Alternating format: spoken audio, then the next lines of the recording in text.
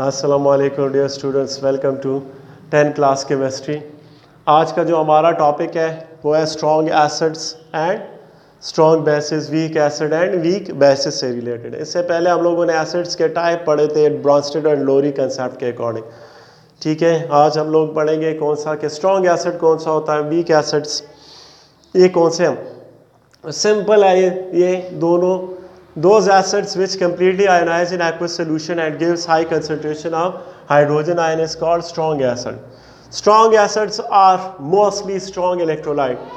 ठीक है, strong acids ऐसे होते हैं, अगर ये हमारे पास बीकर है, ठीक है, इसमें से हम लोगों ने पानी लिया हुआ है। एक्वस सोल्यूशन का मतलब ये होता है जिसमें सॉल्वेंट क्या हो, ऐसा सोल्यूशन जिसमें सॉल्वेंट हमारे पास वाटर हो, मतलब किसी चीज़ को आपने वाटर में क्या किया हो, डिज़ोल्व किया हो।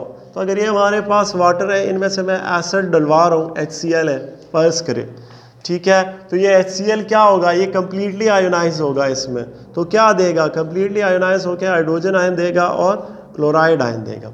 अगर ये कम्प्लीटली आयोनाइज होता है, ठीक है, अगर मैं 100 मॉलिक्यूल पर्स करें HCl के, यहाँ पे इसमें वाटर में क्या करता हूँ, डिज़ोल्व करता हूँ, और 100 के 100 क्या होते हैं, वो डिसोसिएट होते हैं या आयोनाइज होते हैं एक्वस सोल्यूशन में।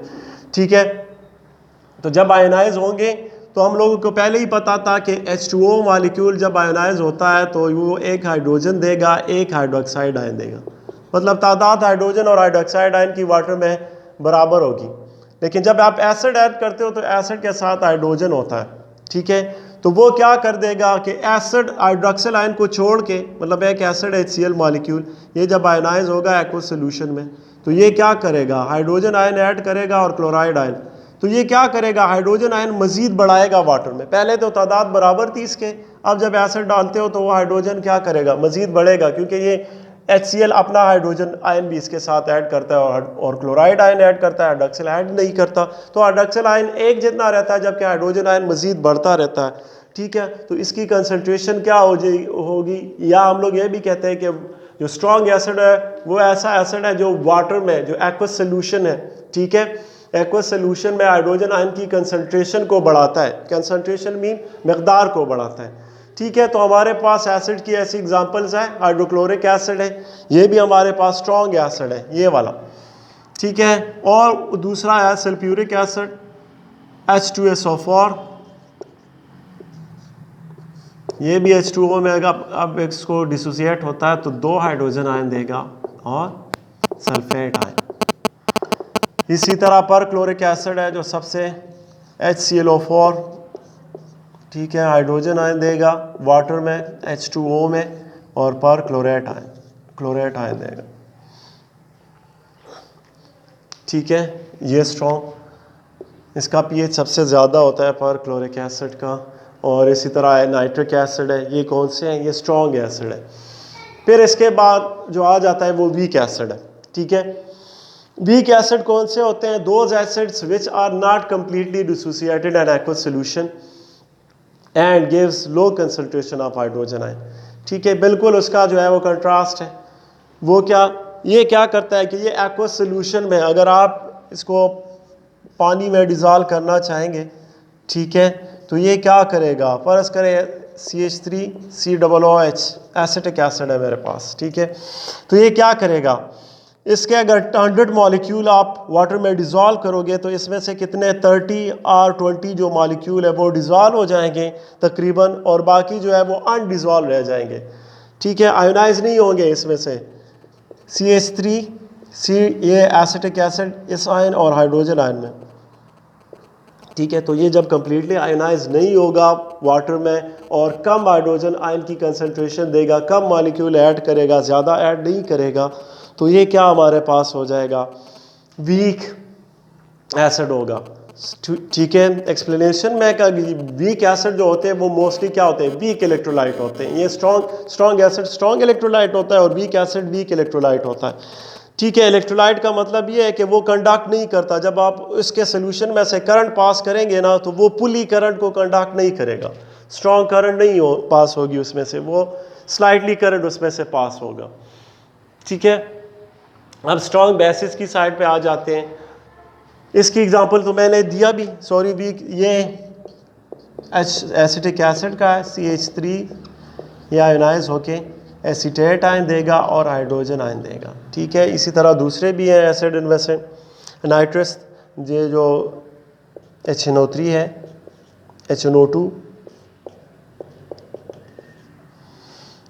ठीक है, हाइड्रोजन आयन और नाइट्रेट आयन। एक दूसरा भी है कार्बोनिक एसिड, सबसे वीक एसिड है जो हम लोग H2CO3, ये कार्बोनिक एसिड जो हमारे मशरूबात में होता है, ठीक है, कार्बोनेटेड ड्रिंक्स में, 2 हाइड्रोजन आयन देगा और कार्बोनेट आयन CO3-2। ठीक है, इसी तरह अगर हम लोग स्ट्रॉन्ग बेसिस की तरफ आ जाए, those bases which are completely dissociated in aqueous solution to produce high concentration of hydrogen ion are called strong bases। ठीक है, स्ट्रॉन्ग बेसिस जो हो गया ये भी स्ट्रॉन्ग इलेक्ट्रोलाइट होगा। मतलब आप बेसिस ले लें, सोडियम हाइड्रोक्साइड है, पोटाशियम हाइड्रोक्साइड है, लिथियम हाइड्रोक्साइड है, ये स्ट्रॉन्ग बेसिस है। क्यों? क्योंकि जब आप इसके एक्वस सोल्यूशन बनाते हैं, ठीक है, एक्वस सोल्यूशन में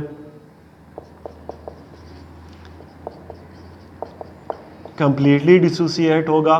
ठीक है, जितने इसके फार्मूला मास हैं वो सारे क्या होंगे, डिसोसिएट होंगे एक्वस सोल्यूशन में और हाइड्रोजन आयन की कंसंट्रेशन देंगे, मतलब कंप्लीटली डिसोसिएट होता है।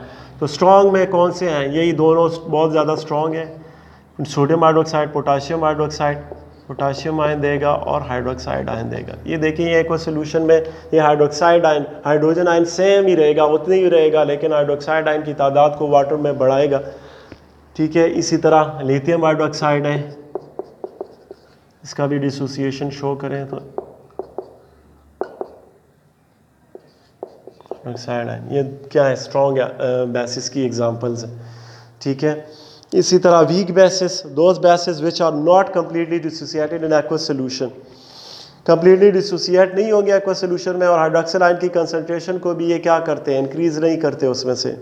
तो ये कौन से हो गए, वीक बेसिस होंगे। दे आर वीक इलेक्ट्रोलाइट, ये वीक इलेक्ट्रोलाइट है। ठीक है, वीक बेसिस वीक इलेक्ट्रोलाइट होते हैं, क्योंकि जिस तरह हम लोग एग्जांपल ले लें, अगर सोडियम इसके क्या है, अमोनियम हाइड्रोक्साइड की, तो अमोनियम हाइड्रोक्साइड के भी अगर 100 मॉलिक्यूल आप लोग इसमें डिज़ोल्व करें वाटर में, तो उनमें से क्या हो जाएगा, मोस्टली 20 या 30 मॉलिक्यूल जो है वो डिसोसिएट हो जाएंगे। डिसोसिएट होके किस में, अमोनियम आयन में और हाइड्रोक्साइड आयन में। ठीक है, इसी तरह कैल्शियम हाइड्रोक्साइड जिसको हम लोग क्या कहते हैं, लाइम वाटर कहते हैं, कैल्शियम आयन और हाइड्रोक्साइड आयन, 2OH है। इसी तरह एल्यूमिनियम हाइड्रोक्साइड है, ये भी वीक है, एल्यूमिनियम आयन +3+3OH। ओके, आज का टॉपिक जो था वो सिंपल था और सिंपली इसी तरह एक्सप्लेनेशन है उसकी। Okay, thank you.